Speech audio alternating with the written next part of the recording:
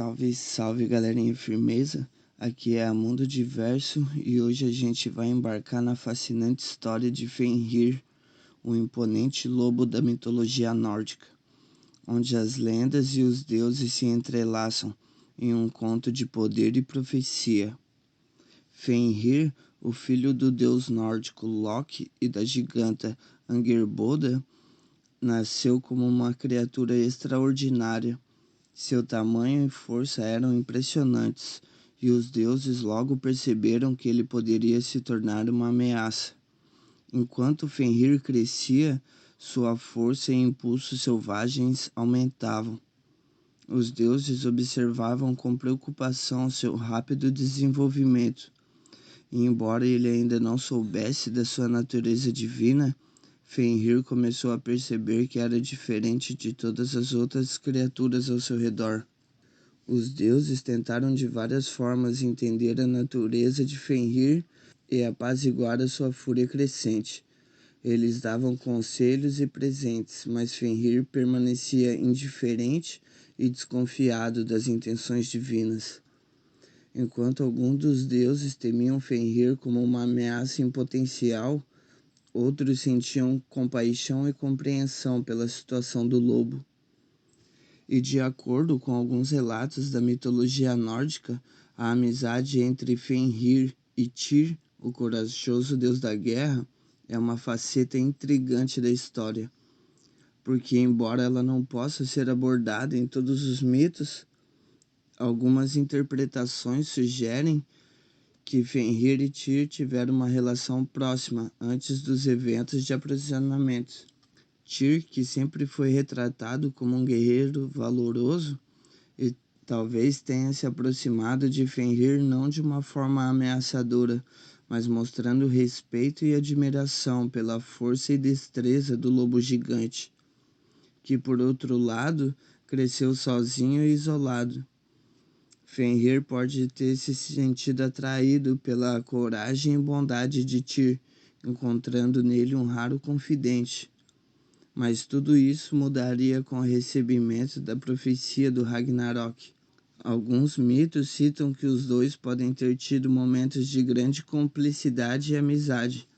Junto, eles podem ter vagado pelos reinos nórdicos, protegendo um ao outro. Mas quando os deuses nórdicos perceberam o crescimento rápido e ameaçador de Fenrir, temeram que a profecia se cumprisse. Determinados a impedir que isso acontecesse, os deuses procuravam uma maneira de controlar o lobo.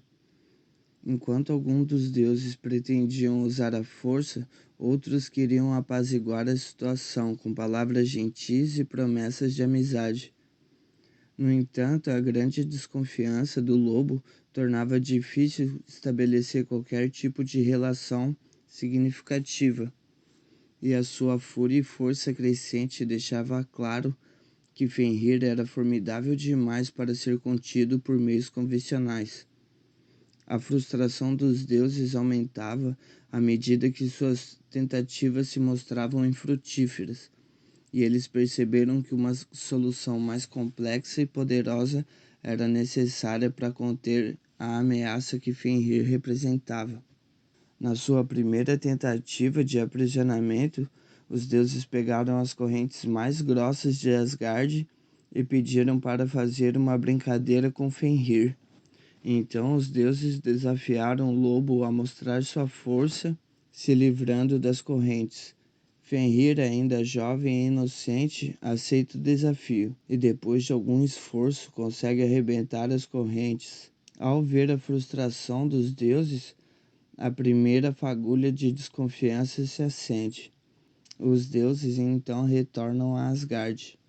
Com o passar do tempo, Odin e os outros reúnem os metais mais duros e pesados dos 9 reinos e forjam uma nova corrente.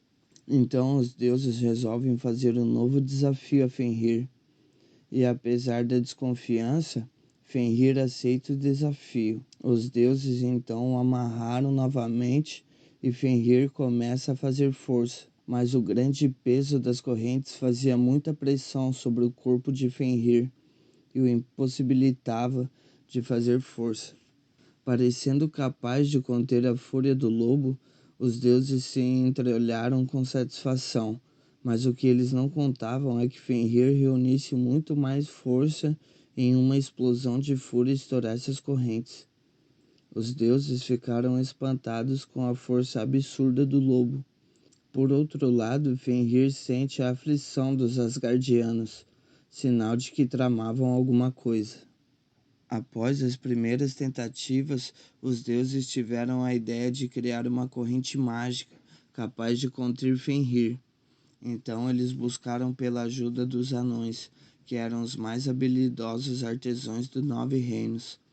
Diante do pedido dos deuses, os anões se diziam capazes de montar tal corrente, mas precisariam de certos ingredientes, como o som do passo de um gato, a barba de uma mulher, raízes de uma montanha, tendões de urso, o fôlego do peixe e a saliva de um pássaro. Assim seria forjada a famosa Gleipnir, uma corrente de aparência frágil, mas que a sua verdadeira força estava na magia que a envolvia. Com a posse de Gleipnir, os deuses voltaram a desafiar Fenrir, mas o lobo já estava desconfiado da intenção dos deuses, e ao ver o tipo de corrente que os deuses traziam, Fenrir teve certeza de que os deuses estavam tramando alguma coisa. Odin dizia ser apenas uma brincadeira, mas Fenrir e Odin nunca se deram bem. Então Fenrir disse que só participaria se algum dos deuses aceitasse pôr a mão em sua boca, pois se houvesse traição, ele arrancaria a mão sem hesitar. Os deuses estremeceram, então Fenrir soube que seria traído, até que Tyr, seu único amigo, se ofereceu para pôr a mão em sua boca. Fenrir então aceita ser amarrado. O lobo lutava contra as amarras, mas nem mesmo seu enorme poder pôde arrebentar a poderosa Gleipnir. Notando a satisfação dos deuses e vendo que o único que não parecia feliz era Tyr, Fenrir percebeu que foi traído. Fechou a boca com toda a sua força e arrancou a mão de Tyr, que suportou toda a dor sem emitir nenhum único som. O corajoso Tyr era celebrado pelos deuses pelo seu sacrifício, pois Fenrir estava finalmente preso. Os Asgardianos estavam finalmente aliviados por conseguirem neutralizar tamanha ameaça, enquanto Fenrir urrava furioso, proferindo insultos e ameaças aos deuses, dizendo que poderiam ser amigos, mas que pela sua traição os deuses iriam pagar, e jurou que procuraria Odin durante o Ragnarok e que teria sua vingança. Durante o Ragnarok, Fenrir escapa do seu aprisionamento e vai em busca de Odin. Após um épico duelo, Fenrir sai vitorioso, conquistando a sua vingança e cumprindo a profecia. Vidar, o silencioso, vendo a queda de Odin, parte para cima de Fenrir. Vidar usava uma bota especial feita de retalhos de couro, que dava super força ao seu usuário, e após uma intensa batalha, Vidar consegue rasgar a mandíbula do lobo, causando a morte de Fenrir e o fim do Ragnarok. Então é isso aí, galera. Essa é a história de Fenrir. Se gostou, deixa um like aí, se inscreve para ajudar o canal, comenta os próximos temas aí que vocês querem ver. E é isso aí, tamo junto, fica com Deus, é nóis.